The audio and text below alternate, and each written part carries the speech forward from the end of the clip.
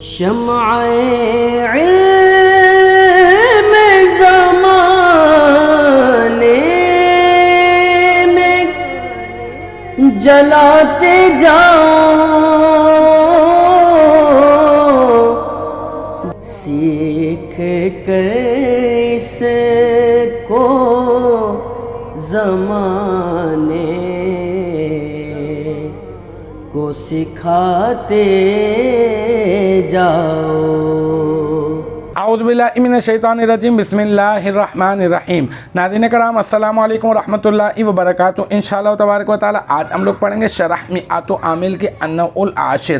اب تک جو ہے وہ اس سلسلے میں ہم لوگ تقریباً 71 ویڈیوز بنا چکے ہیں۔ انشاءاللہ تبارک و تعالی یہ ہوگا ہمارا پارٹ نمبر 72۔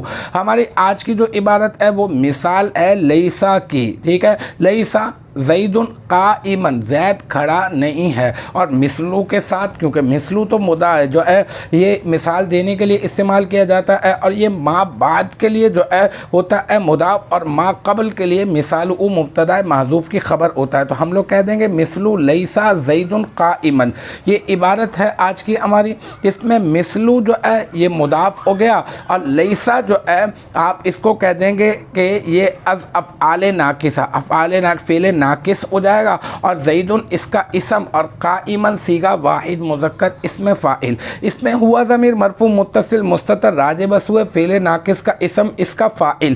پھر قائمن اس میں فاعل اپنے فاعل سے مل کر شبہ جملہ اسمیہ ہو کر بن جائے گا لیسا فعل ناقص کی خبر۔ پھر لیسا فعل ناقص اپنے اسم اور اپنی خبر سے مل کر بن جائے گا جملہ اسمیہ خبریہ، اور جملہ اسمیہ خبریہ ہو کر بن جائے گا مثلو مضاف کا مضاف الیہ۔ پھر مثلو مضاف اپنے مضاف الیہ سے مل کر مرکب اضافی ہو کر مثالہ مبتدا محذوف کی خبر، اور پھر مثالہ مبتدا محذوف اپنی خبر سے مل کر بن جائے گا جملہ اسمیہ خبریہ۔